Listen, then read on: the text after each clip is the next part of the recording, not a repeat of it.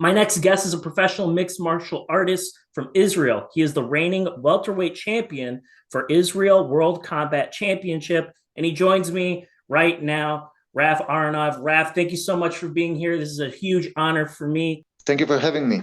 Can you talk a little bit about your last title fight? This was a bout that I felt meant probably a lot to your community, to the people that train alongside you.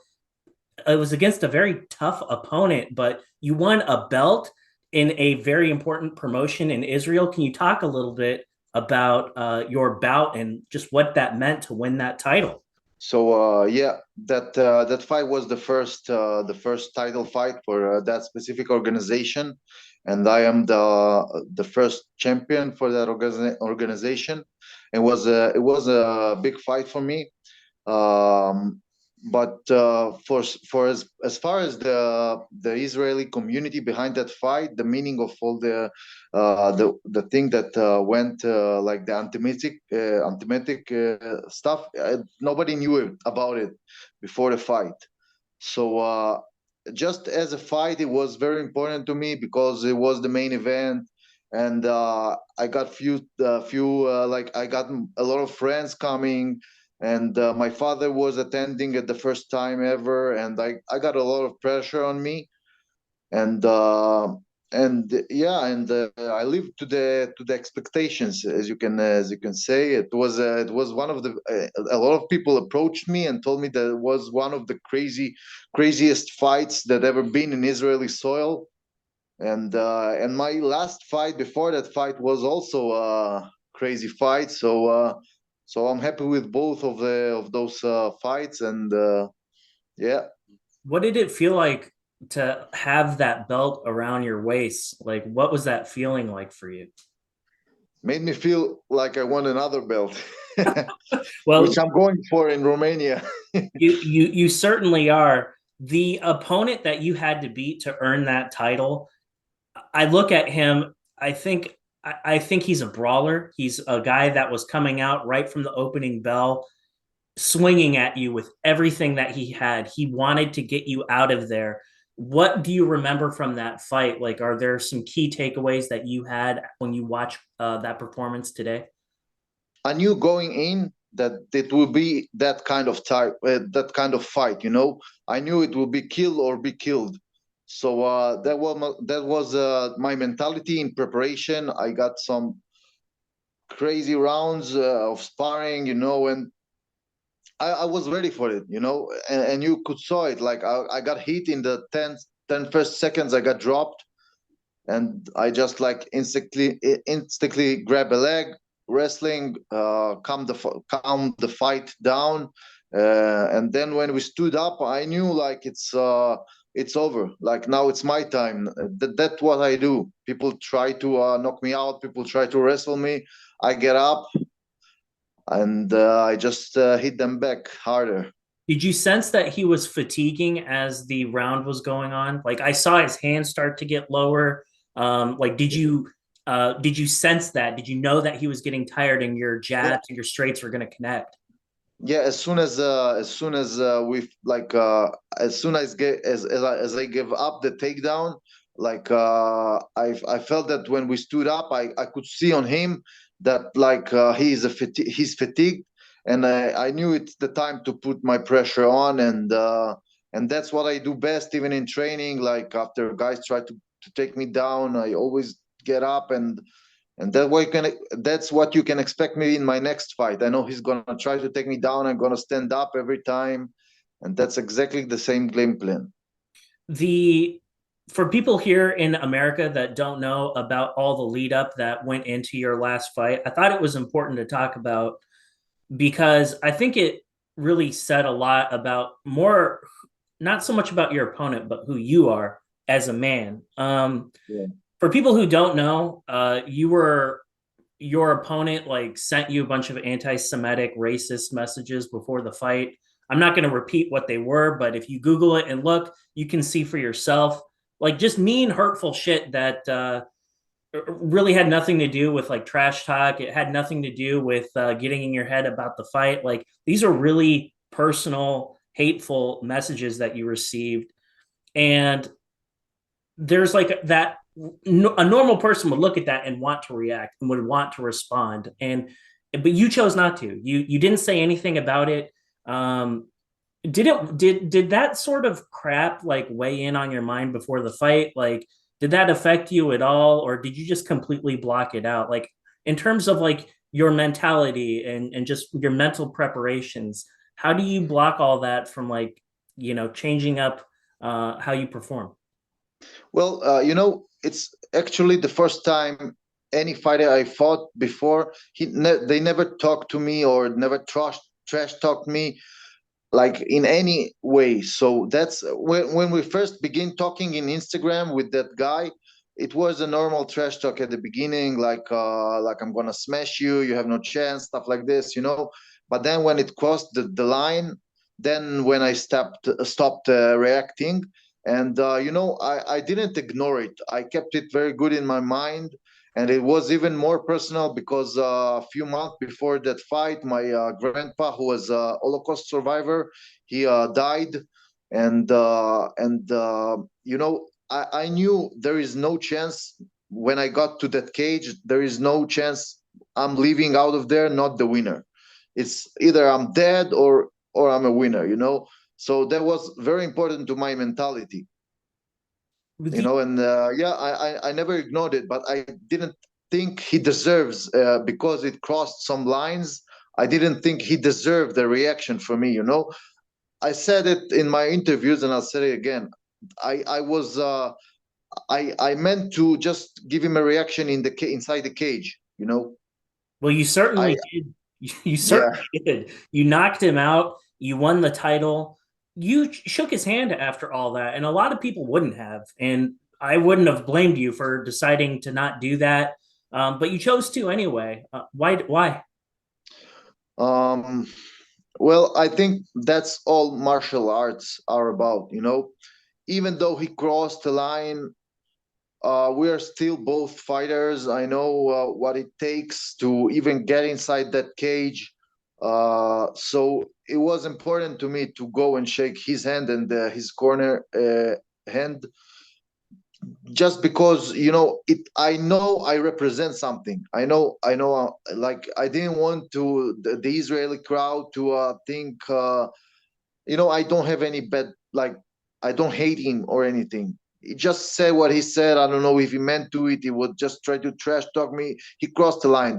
That's a fact, and I still thought he deserved the handshake because he was a fight, and really, in my opinion, I remember me watching Conor and Habib, and the build up was awesome, and the animosity and the hate, it was real. But somewhere in my heart, I really hoped for the MMA fans that they would go and shake hands after the fight. And for me, it's a little bit of shame that it didn't happen, and it put mixed martial arts, in some bad eye. But that's why it was important to me. Did your opponent ever apologize to you? He approached me on Instagram after the fight. Obviously, first of all, calling for a rematch in Kazakhstan soil, Mhm. and secondly, like he said, he's not anti-Semitic, or he just want to try to trash talk me, to get into my head. But it doesn't matter. Like, as even happened in the Conor and Habib fight, there is things you don't touch: family, religion, and I think Holocaust is one of them. And it doesn't matter if he meant to it or he didn't meant to it. He said what he said, and he got what he deserved. Well, I hope for your opponent's sake that it's a learning, teachable moment for him. And that'll be that. I want to shift and I want to talk about you, your gym in particular. You train out of Spirit MMA. I know that your brother's there. But can you tell me a little bit about like what is that gym like, and who are the people that are working alongside you to prepare you for this fight in Romania? So my gym is where I started mixed martial arts. Generally, I used to do judo and boxing and karate as a kid, but after I got released from combat service in army in Israel, I went straight to that gym, and that when where I still train. Head coach is Moshiko Benchimol. He's also a former fighter. And we got Rotem Belker and Moshiko's brother Tomer. Both Rotem is the guy behind my stand-up. He's the guy that after we finished wrestling, shout out to me. Use your cross, straight punches, and that the guy who brought the knockout. He got all the credit for it. And yeah, I'm very all into this gym, and we got some great guys, as you said. We got my brother, and I got some great even amateur fighters, and guys like Stav Koren and David Almayo, who are undefeated and very experienced fighters. We are one of the best gyms for mixed martial arts in Israel, and yeah, I'm very happy with it. And I do all my preparation in this gym, and I'm very, very, very, very happy with it. My brother got to where he got. Basically, he's now in Extreme Couture in the United States, but that's only just to be closer to the plate, as we said in Israel, and he wants to be closer to the fight scene. But he won the last fight against Mariusz Kovalkiewicz, preparing in our gym, and he's my best sparring partner ever, and I miss him. He's already back to the States, preparing for his next fight. But yeah, we got a great staff and professional gym, as professional as you can get in Israel. And I I belong to the gym. My last victory belongs to the gym. My belt is there, and next victory also gonna belong to that gym. I want to talk about your upcoming fight that's going to be in Romania. You're going up against a very difficult guy. It's at Hero 7. Tell me a little bit about it. When did that organization approach you and ask you to fight for them? Yeah, so I've been preparing for I knew about this fight for about 3 months already, and start preparing for it. And I've been because I'm also except for from a fighter, I'm also a fighter's agent. Mhm.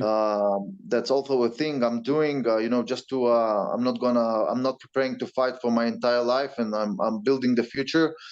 So I've been in contact with that organization, and like when they started matching for this event, they sent me just the guy at welterweight, and I was like, hey, I can fight him. And Perfect. that's the way it came up. It was awesome, and I'm very looking forward for that fight. I'm coming to to the Lions Den, as we said, like to home to his hometown, and I'm very looking forward to it. I know the crowd is gonna be like booing me, and that's an experience I haven't never had before. And as you said before, I've got no pressure on me. This guy never lost before. He's afraid to get his down, and he got his own crown. So he got all the pressure on his back, and that's gonna be against him. Your opponent, I hope I say his name correctly, Radu Zarioiu. I Yeah. hope I said that right. If I didn't, I apologize to him if he's watching this. But I see a guy who's very dangerous. I see a guy who's very talented. What is your opinion of this guy? Like when you look at his film, do you have some like main opinions about him? Yeah, well, of course, I saw what you saw. He's undefeated. He's very complete in my opinion. Like he's well rounded and dangerous, as you said. But the one thing I saw is he never faced a challenge. All the guys he fought were like beginners, 0-0, 1-0, and I'm coming with experience. I'm coming with the grit.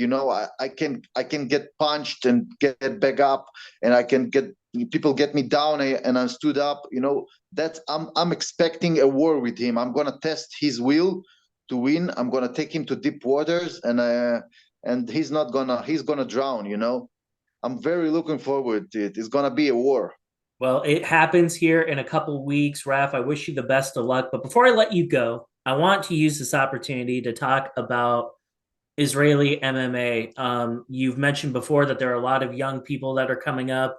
You train out of one of the most important gyms in Israel. What is it that the world needs to know about these young guys that you're training with? Like, what is the world? What are we about to see in the next 5 or 6 years when all these guys start hitting the scene? Like, what does the world need to know about them? Well, we already have two UFC fighters. Shout out to them, Natan Levy and Yanela Shmoz. And there is a lot of guys coming up that direction, because the Israeli community is very small. We are all connected to each other. We are helping each other, and we are fighters, in our blood, because we are in that type of area when you're always fighting, and that's in our blood, and we fight with all our heart. And there is a lot of Israelis coming up. There is some fighters I represent, Sean Peru and Harel Cohen, who are fighting in UFC Fight Pass in the next few weeks, and myself as well. And of course, my brother, he's very close to the UFC. He's getting his Dana White Contender Series in 22 of August. So a lot of guys coming up, and hey, we might see a UFC Israeli, I don't know, somewhere in the future. Well, I would love to see that, Raf. I want to give you an opportunity. If there's anyone that you would like to thank before I let you go this evening, I would like for you to have that chance. Yeah, sure thing. So I want to first of all thank to my gym, of course, and to my family who are always supportive, and to my sponsors, Asaf and Daniel from Ghost. And that's it, brother. For guys who don't know, so I'll just repeat it. My brother Eli Aronov is gonna be fighting in Vegas in 22 of August in Dana White Contender Series. Just check his last fight. He's gonna be in the UFC after this fight. I have no doubt about it, and I'm gonna fly there to corner him, and I'm very looking forward to it. And thank you for having me. It was a pleasure, really, and I really appreciate your time. And I hope you'll watch my fight, and I'll get another belt, and maybe let's talk again after this later too. Ladies and gentlemen, Rafael the Cop Aronov. Rafael, thank you so much.